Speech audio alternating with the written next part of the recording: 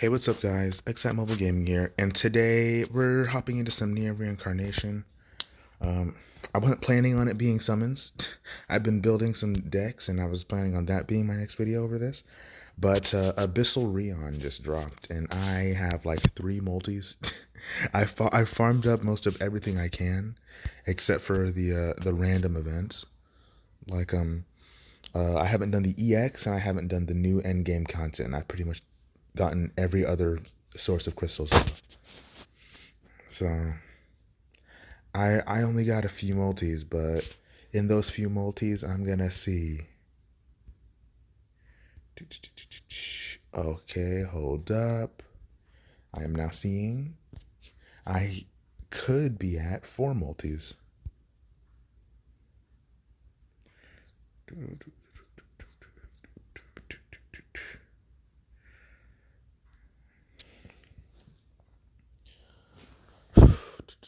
I haven't done the Abyssal Towers yet, and I think that those are actually pretty easy. So, well, they're pretty easy until you get to like the later stages. But yeah.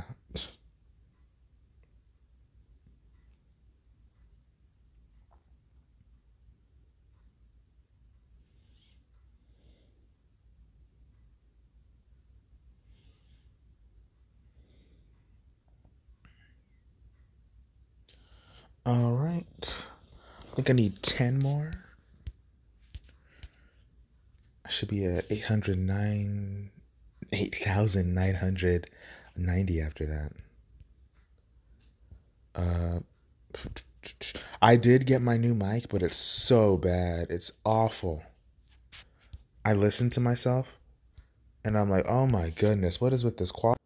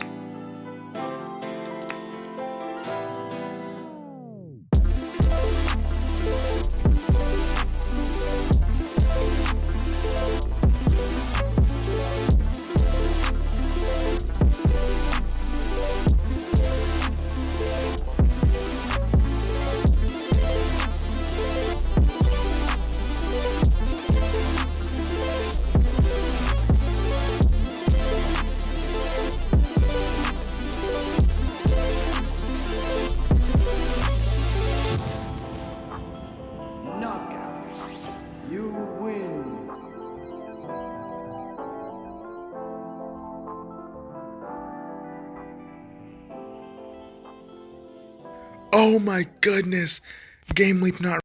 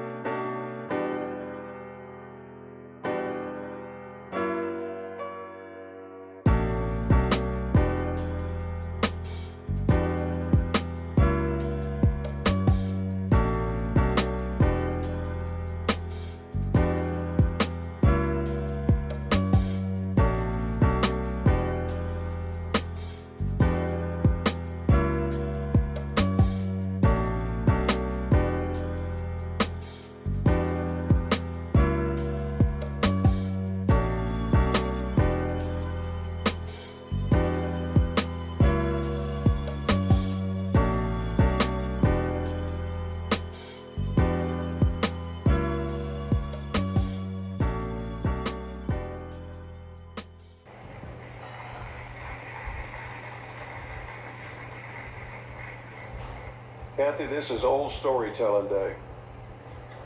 To Kathy's credit, we were building this church 1978 or 9.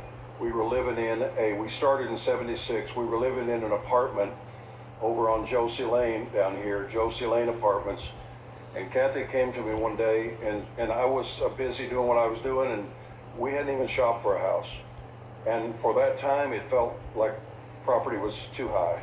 It was out of range. And we were, with due respect, we were young and we were pushing to build a church. We weren't concerned about that. But we had Amy, and she was about 4 years old, and family was coming on. Stephen was yet to be born. Kathy came in and said, I was driving around today, and I saw this house in this neighborhood, and there's no for sale sign on it, but it's really grown up, and I can tell that it's not occupied. And I don't know anything about the story of it, but I just kind of felt something leap there.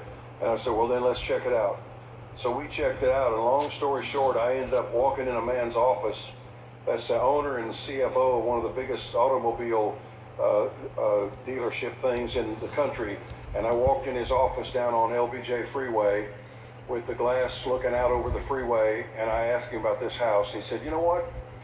He said to his secretary, bring me the paperwork on that house. He said, you know, I live on a ranch about 2 hours out, and I've tried everything. So I did a helicopter for a while, and I actually bought that house because I was going to stay in town more when I didn't have time to go home. But it just doesn't, I'd go home, or I'm somewhere else, I travel too much, and that house hadn't been used almost since I bought it. And he said to his secretary, bring the paperwork, and he opened the folder. Now the market was high, houses were hard to find, and he'd owned the house for a number of years, and when he bought the house, he gave $32,500 for it, and then he put a pool and a fence and a backyard thing and all that stuff. I don't know how much that cost, but he said, Pastor, I don't know you, but I appreciate you coming in here, and this is your day, because he said, I have hit a rough patch in my business, and I got lots of real estate, but I'm cash poor right now.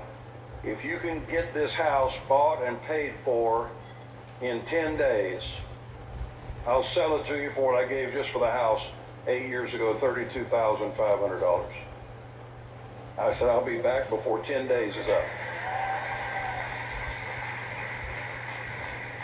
That was our first house, and I can tell you, I honestly can tell you, of the 8 or 10 that we lived in through the 40 years we pastored here, every house I could tell you a story of God's faithfulness. In fact, I'm going to go ahead and tell you something boldly, and I hope you adopt this. If I can't see God's hand in it, I don't want it.